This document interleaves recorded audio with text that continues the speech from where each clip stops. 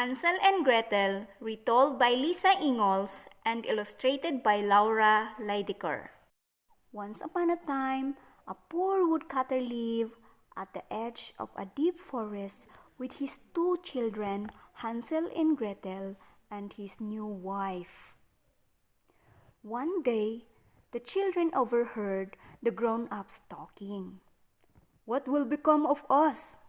moaned the husband. "The children are hungry and the cupboard is bare." The woodcutter wife had never liked Hansel and Gretel, and she said, "I tell you, there is only one thing left to do. Tomorrow we must take the children into the forest and leave them there." "No, no, I could never do that," protested the woodcutter. "Tomorrow I will leave home and look for work." Hansel was worried by what his stepmother had said. He suspected she would not give up her plan so easily. That night, after everyone else had gone to sleep, he crept outside. The white pebbles in the yard sparkled in the moonlight. Hansel filled his pockets with the pebbles and went back to bed. The next morning, after the children had said goodbye to their father, their stepmother led them off into the forest. As they walked, Hansel stopped now and began to drop a pebble on the ground. When they had gone into the forest, the stepmother told the children to sit down and rest until she came back from gathering wood. The stepmother was gone for a long while. Hansel and Gretel grew drowsy and fell asleep. When they woke up, it was dark. Gretel began to cry, afraid they would never be able to find their way home. "Wait until the moon comes out, Gretel," Hansel reassured her. "We will be able to see the white pebbles I dropped." When the moon appeared, Hansel and Gretel followed the path of white pebbles all the way home.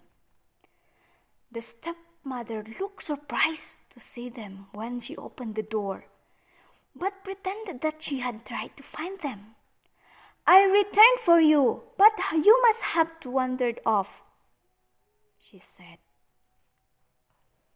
A few days later, the woodcutter's wife gave each of the children a small piece of cheese for their lunch.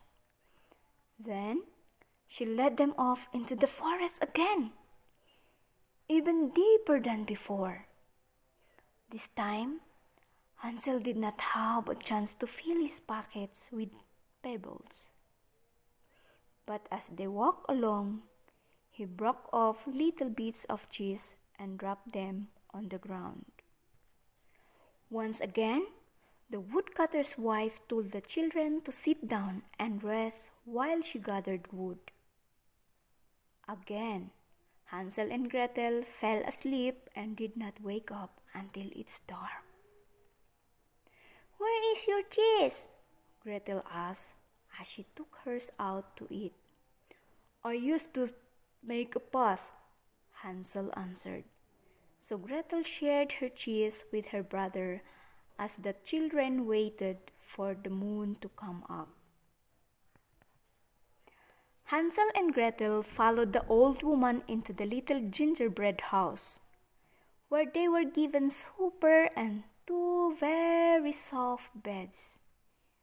Little did they know that the old woman only pretended to be kind and was really horrible witch who lured children into her house with sweets. The next morning, the witch dragged Hansel out of bed by his ears and locked him up in a cage. "I'll have to fatten you up, you skinny boy," said the witch as she felt Hansel's arm. "And when you're nice and plump, I'll eat you." The witch then put Gretel to work. Every day, the girl had to polish the witch's collection of precious stones, bake the sweets, fetch water, and scrub the floors.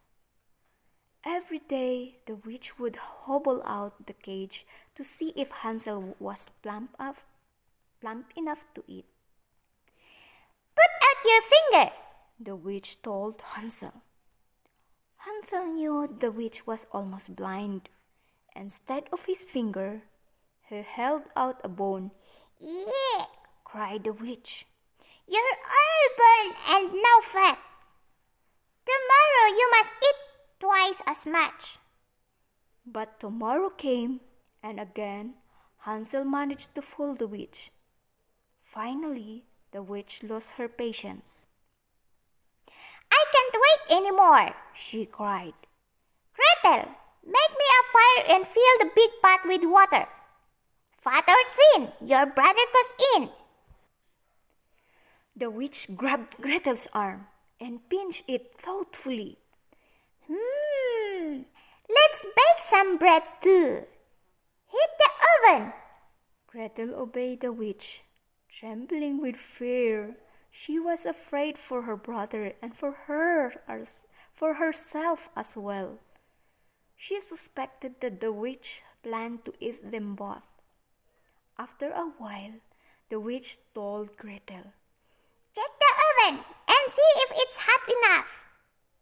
Gretel thought for a moment. "I don't know how," she replied. "Just put your head in, you stupid girl," said the witch. "Like this." The witch hobbled over and poked her head into the oven. Gretel gave the witch a shove, sending her flying into the oven. She slammed the door and bolted it shut. Gretel ran outside to free her brother. "The old witch is dead!" she cried. "We are free, Hansel!" The two children went into the house and filled their pockets with the witch's precious stones.